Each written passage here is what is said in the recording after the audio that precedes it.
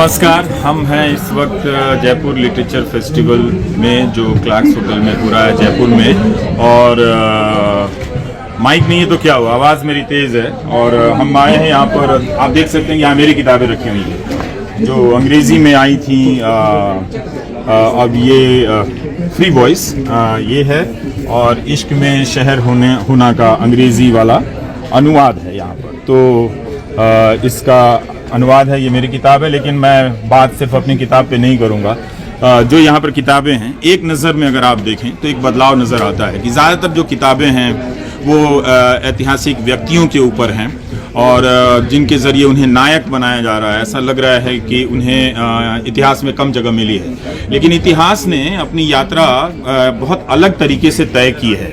जब शुरुआती दिनों में इतिहास इसी तरह से लिखा जाता था, व्यक्तियों का इतिहास लिखा जाता था, उनकी महानताओं की चर्चा होती थी, लेकिन बाद में धीरे धीरे लगा कि इतिहास को देखने की यह समग्रता, ये दृष्टि जो है वो ठीक नहीं है। तो इसलिए बाकी और प्रक्रियाओं पर भी नज़र डाली जाने लगी और जो शोधकर्ता हैं वो उस तरफ चले गए।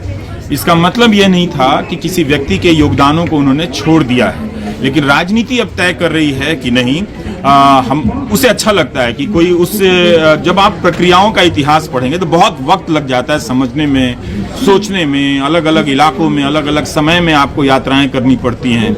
मगर राजनीति चाहती है कि तुरंत कोई एक मूर्ति मिल जाए, कोई एक नायक मिल जाए जिसके नाम पर भावुकता पैदा की जाए, माला पहनाया जाए, जयंती मनाई जाए और इस तरह से कहा जाए कि इतिहास में इनका अनदेखा हुआ है।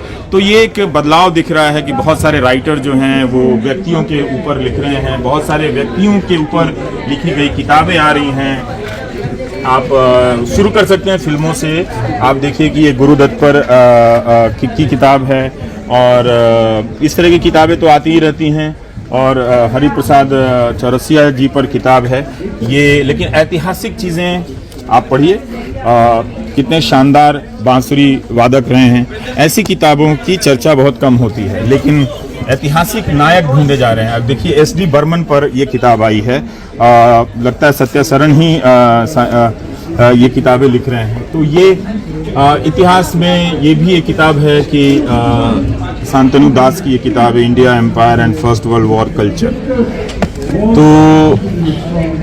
तो अगर आप यहाँ से देखें तो बहुत सारा व्यक्तियों पर किताबें लिखी गई हैं और किताबों के ऊपर व्यक्तियों के नाम अब उसमें हावी होते चले जा रहे हैं और जिससे आप कह सकते हैं कि इतिहास को, इस किताब को देखना चाहेंगे। इसमें ये भी आ गए हैं स्टालिन, तो ये भी इनके तानाशाही दौर को भी इतिहास में याद किया जाता है, किया भी जाना चाहिए। इनके समय के रूस के बारे में याद किया जाता है। इन सब तानाशाहों को जानना चाहिए, तभी आपको पता चलेगा कि इनके बहुत ही रिटेल संस्करण, खुदरा संस्करण आज के दौर में अलग अलग तकनीकी, अलग अलग तरीकों से आपको नज़र आएंगे। तो अच्छी किताबें हैं यहाँ पर। तो आपको और कुछ किताबें दिखाना चाहता हूँ जो नेहरू, ये किताब आई है त्रिपुर दमन सिंह की और नेहरू, मुखर्जी और संविधान का पहला संशोधन।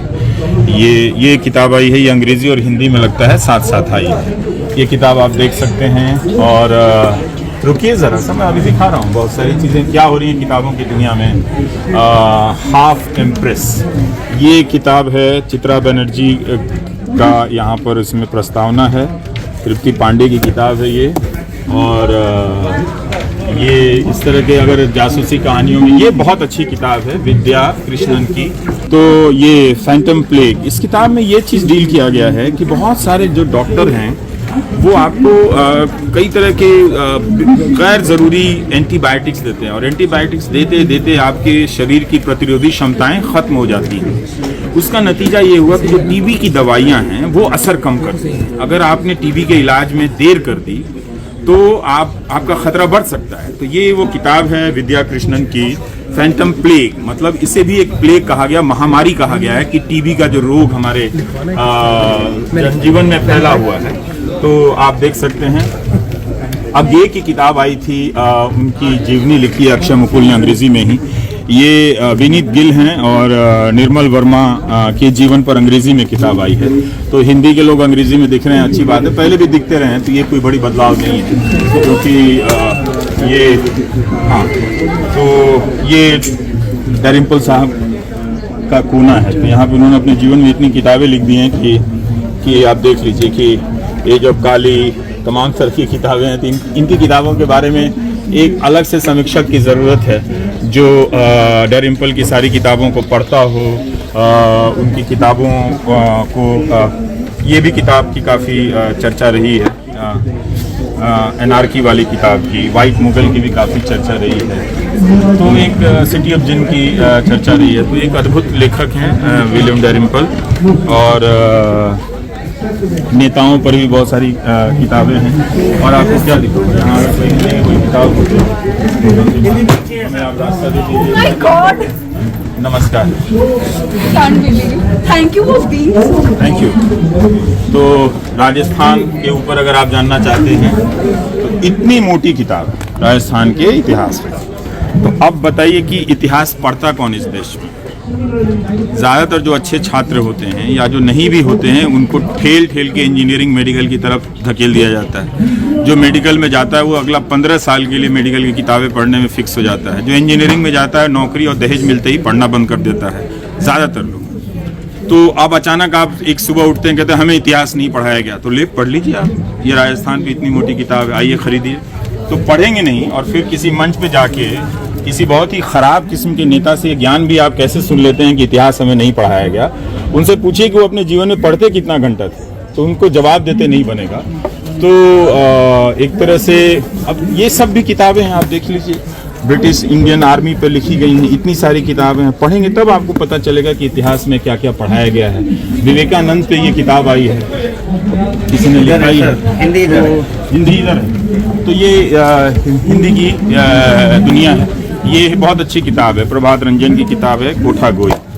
और ये मुजफ्फरपुर, बिहार के मुजफ्फरपुर में एक जगह है चतुर्भुज स्थान। लेकिन मैं आपको एक बात बताना चाहता हूँ, बिल्कुल मत समझिएगा, मुझसे बिल्कुल ही प्रभावित मत होइएगा कि मैं कुछ ज़्यादा पढ़ता हूँ। बस एक तरीका जो मैं जान गया हूँ कि किताबों के बारे में मैं आपको कैसे बता सकता हूँ। पढ़ना आपको है, मैं नहीं पढ़ रहा हूँ, तो इसलिए मेरे बारे में ऐसी कोई धारणा आप बहुत जल्दी नहीं बनाइएगा।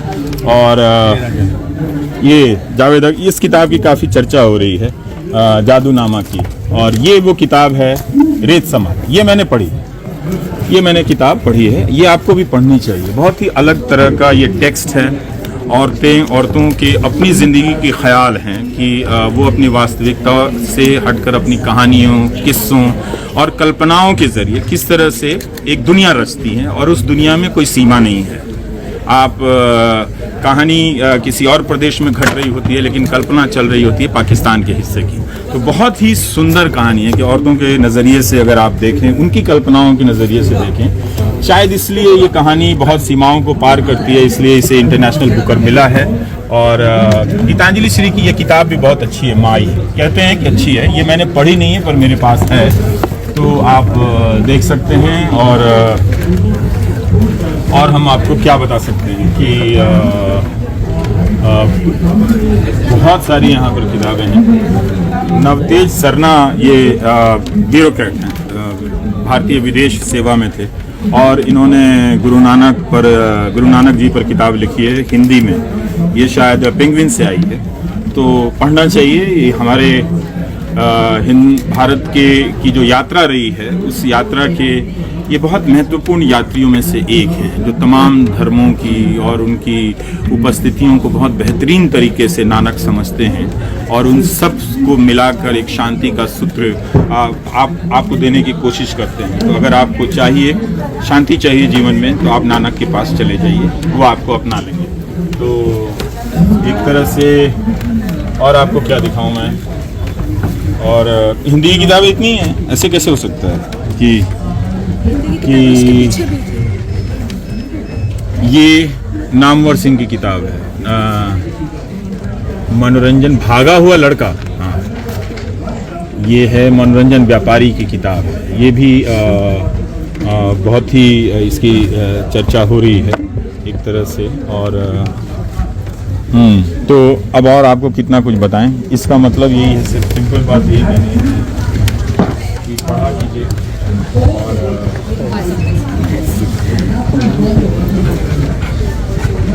ये सब भी किताबें अगर आप कोशिश करें कि अपने भीतर पढ़ने, कई लोग पूछते हैं क्या पढ़ना चाहिए बताइए, तो एक तो मैं कोई बाबा नहीं हूँ कि हर बीमारी का इलाज आपको बता दूँ, लेकिन हाँ अगर आप पढ़ना चाहते हैं ना तो अपनी रुचियों का विस्तार कीजिए, उसमें प्रयोग कीजिए। अब ये किताब है, शायद कोई ना खरीदे, लेकिन 1971 के साल में बांग्लादेश की तरफ क्या लिखा जा रहा था, तो उस तरह की कहानियाँ आप पढ़ेंगे तो आपको एक समाज को, उसकी भावनाओं को भी समझने में आपको मदद मिलेगी। आप थोड़ा सा और कुछ जानेंगे, इतिहास को, अपने समय को समझने के लिए आप और बेहतर तरीके से जिसे कहते हैं लैस हो सकेंगे, इक्विप्ड हो सकेंगे। तो राना सफवी हैं, इनकी भी बहुत सारी किताबें हैं इतिहास और दिल्ली के इतिहास पे। तो अगर आप इनकी दुनिया में प्रवेश करेंगे तो आप दिल्ली को इतना जानेंगे कि आप उससे बाहर नहीं आ पाएंगे। फिर आप कहेंगे कि हमें इतिहास पढ़ाया नहीं गया। इतने सारी किताबें दिल्ली के ऊपर लिखी गई हैं, उसके इतिहास पे लिखी गई हैं, आप देख लीजिए, आप पढ़िए दिल्ली के इतिहास के बारे में। तो और अगर नहीं लिखी गई हैं तो आप पढ़कर आप भी लिखिए, सिंपल बात है। इसका तो एक ही समाधान है, पर आप ये नहीं कह सकते कि हमें नहीं पढ़ाया गया और हम नहीं पढ़े।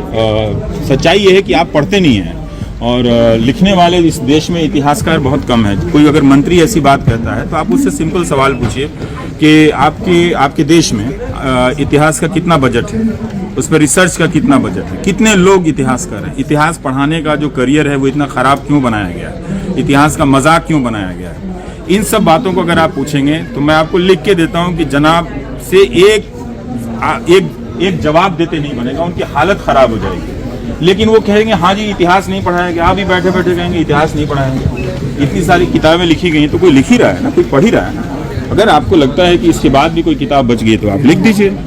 तो ये सब जो प्रोपेगेंडा चल रहा है उससे निकलिए, और हमेशा किताबों की दुकानों पर खरीदने के लिए मत आइए, देखने के लिए भी आइए कि इन किताबों की सूची को देखना, इनके कवर को देखना भी अपने आप में बहुत सुंदर अनुभव होता है। तो ये कितना सुंदर,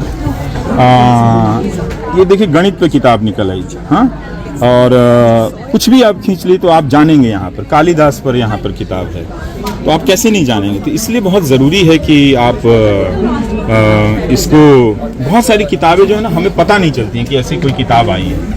तो अगर आप किताबों की दुकानों में भटकेंगे, आज नहीं किसी और दिन ले सकते हैं, आप किसी और वक्त में ले सकते हैं। तो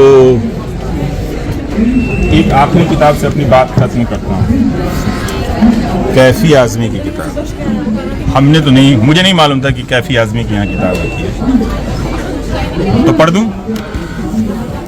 ऐ थके हारे समंदर तू मचलता क्यों नहीं है, तू उछलता क्यों नहीं है, साहिलों को तोड़ के बाहर निकलता क्यों नहीं है। यहाँ समंदर आप हैं, जो आप इस तरह के प्रोपेगेंडा के जाल में आ गए हैं। लेकिन ज़रूर कैफी की नज़र में समंदर कोई और है, पर मेरी नज़र में समंदर आप है। तो ये भी एक तरीका है कि एक कवि की रचना, एक शायर की रचना अलग अलग वक्त में कैसे ट्रांसफॉर्म हो जाती है। ऐ थके हारे समंदर तू मचलता क्यों नहीं है, तू उछलता क्यों नहीं है, साहिलों को तोड़ के बाहर निकलता क्यों नहीं है, तू मचलता क्यों नहीं है, तू उछलता क्यों नहीं है। तेरे साहिल पर सितम की बस्तियां आबाद हैं, शहर के मेमार सारे खानमा बर्बाद हैं। मैं पहली बार पढ़ रहा हूँ, तेरे साहिल पर सितम की बस्तियां आबाद हैं, शहर के मेमार सारे खानमा बर्बाद हैं। ऐसी काली बस्तियों को तू निगलता क्यों नहीं है, तू उछलता क्यों नहीं है, तू मचलता क्यों नहीं है।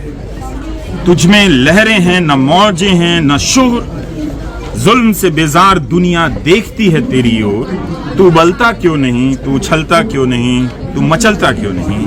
ऐ थके हारे समंदर तू मचलता क्यों नहीं, तू उछलता क्यों नहीं। अब देखिए आपकी राजधानी दिल्ली में, इस देश की राजधानी दिल्ली में महिला कुश्ती खिलाड़ी धरने पर बैठी हैं कि एक ताकतवर सांसद उनके साथ यौन शोषण करने की कोशिश करता है, आरोप लगाती है, लेकिन महिला बाल विकास मंत्री बोल नहीं पाती और आप उनके समर्थक होकर बोल नहीं पाते। तो आप थके हारे लोग हैं। इसलिए कैफी को पढ़िए तो आपको समझ में आएगा कि क्यों नहीं आप मचल पा रहे हैं, क्यों नहीं आपके भीतर बेचैनियां पैदा हो रही हैं। इसलिए किताबों के नज़दीक आने की जो प्रक्रिया है ना वो इतनी आसान नहीं है। ये जो फ्रॉड नेता है ना वो आकर आपको बरगलाते हैं कि इतिहास हमें पढ़ाया नहीं गया। खुद जिंदगी में कुछ अच्छी चीज़ पढ़ते नहीं हैं, आपको ख़राब चीज़ें देते हैं, घटिया भाषण देते हैं और साथ में ये लेक्चर भी देते हैं कि इतिहास हमें पढ़ाया नहीं गया। इतनी सारी किताबें आप एक जीवन में पढ़ भी नहीं सकते। तो इसलिए कोशिश कीजिए कि आप अपनी किताबें अपनी पसंद चुनिए। और ये किताब तो बहुत अच्छी हाथ में लगी है।